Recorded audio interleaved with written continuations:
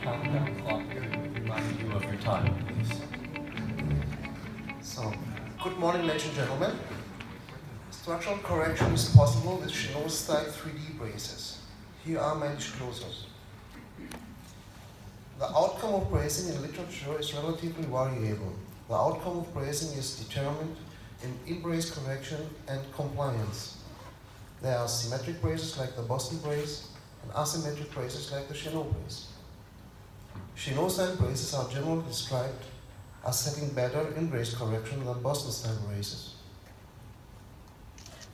It's generally accepted that braces can stop curve progression. However, there is no proof that the structural improvement is possible when braces with a reasonable correction are used. In this study, we will investigate how brace treatment would impact vertebral wedging.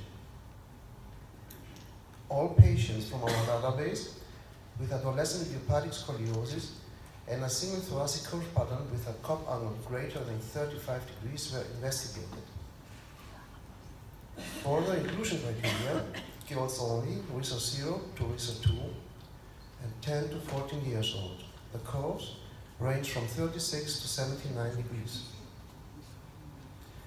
The wedging of the apical vertebra was measured before starting brace treatment with a Janssen brace, and after a follow-up period of an average 20.5 months of treatment. Digital cup angle measurement have been made using SurgiMap software. All measurements have been taken twice in order to allow an integrated testing of the measurements. 27 patients from our database fulfilled the inclusion criteria. The average amount of vertebra in the curve was 6.8. The apex of the curve was between TH7 and TH10. Apex wedging before bracing was 10.1 degrees, and after the observation period of an average 20.5 months was 6 degrees, which makes a structural correction within the apical vertebra of 44%. Inter-rater correlation of the measurement was R equal 0.99. The technical error ranging from 0 to 1.3 degrees.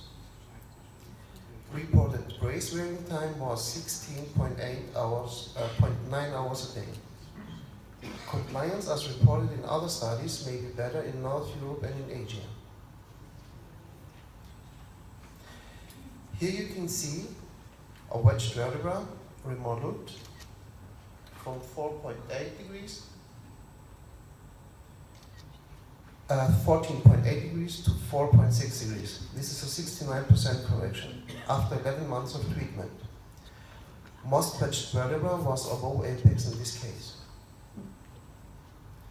Here you can see an almost complete restoration with the wedged vertebra being from 6.3 degrees to 0.6 degrees. This is a 90% correction after 10.5 months of treatment.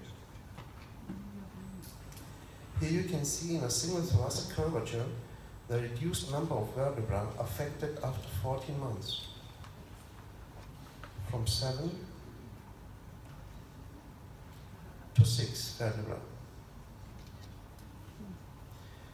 In a prospective cohort study of AIS patients with 40 degrees and more treated with a Janssen brace, according to Dr. Weiss, we have shown this single thoracic LenKP type 1, or 3CN in the short-Leonard augmented classification, with an in-brace correction of 50% in a 70 degrees curve. Obviously, as an intermediate result, an improvement has been achieved, which may be the expression of bone remodeling due to high correction. Results of this study demonstrate that structural correction is possible when high correction braces are used, even without full compliance.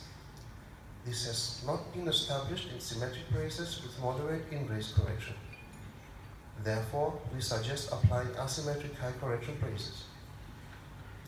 Structural correction in the apical vertebra is possible when high correction braces are used in the treatment of patients with adolescent idiopathic scoliosis.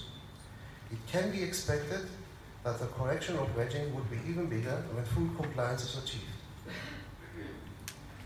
Thank you for your attention.